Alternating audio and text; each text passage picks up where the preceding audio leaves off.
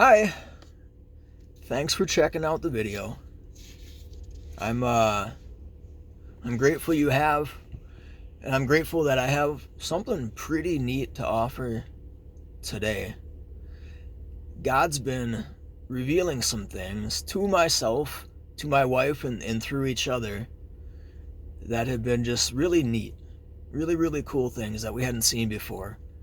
With her being raised in the Christian faith, with a mother and father who are, just excellent in pursuit and favor of the Bible, to myself who got to experience God's glory in my life in a much different path than she did.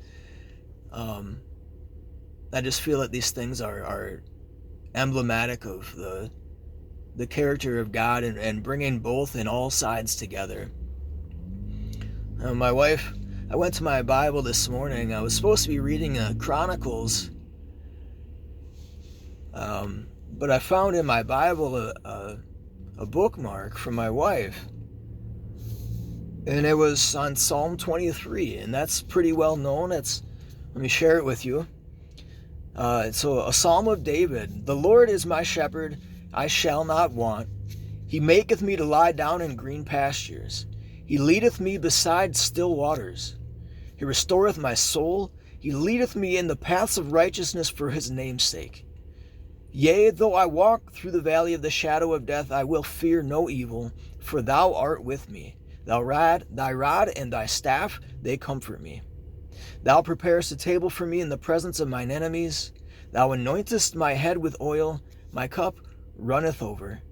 Surely goodness and mercy shall follow me all the days of my life, and I will dwell in the house of the Lord forever. It's so well known. There's so many good key points and quotes that I've been, held ever since I was a child, all over the place. But today, for some reason, when reading it, God opened my eyes to just this amazing point. Now, I did just a smidgen of research, and when you look up Psalm 23, the idea, the thought is that David was writing this from a perspective like later in life.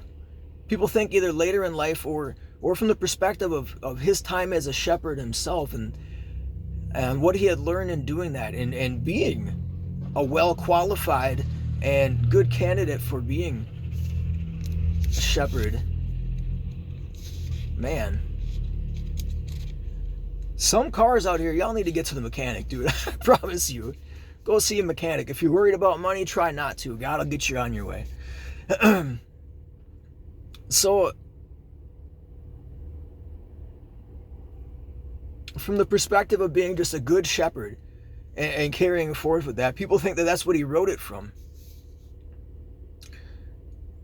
And his time and what he had gone through, from early on being a shepherd, through anointment, through the fight that he went through, all the way through his kingship, and potentially later on in life, after knowing God's grace, carrying him through everything that he'd been through, some people believe that this is when this may have been written.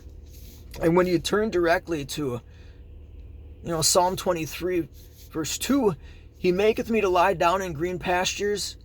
He leadeth me beside the still waters.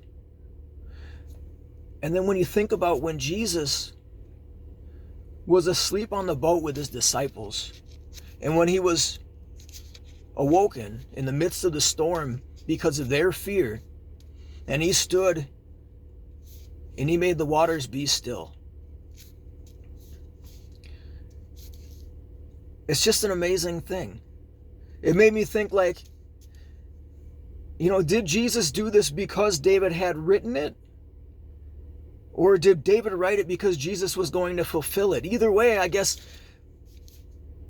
it is, it's just one of those incredible things.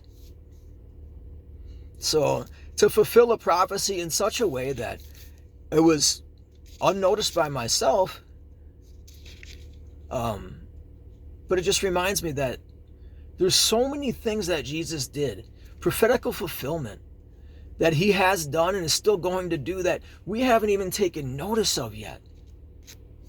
I saw a video the other day in response, like there was it was actually a woman had interviewed an older woman who was on her way. She was going to be passing on soon, but she shared a perspective that God had shared with her, and God had told her, don't worry about figuring out how to praise me, how to worship me. When you come here, when I bring you home here, I'm going to reveal to you every day something that is going to blow your heart wide open.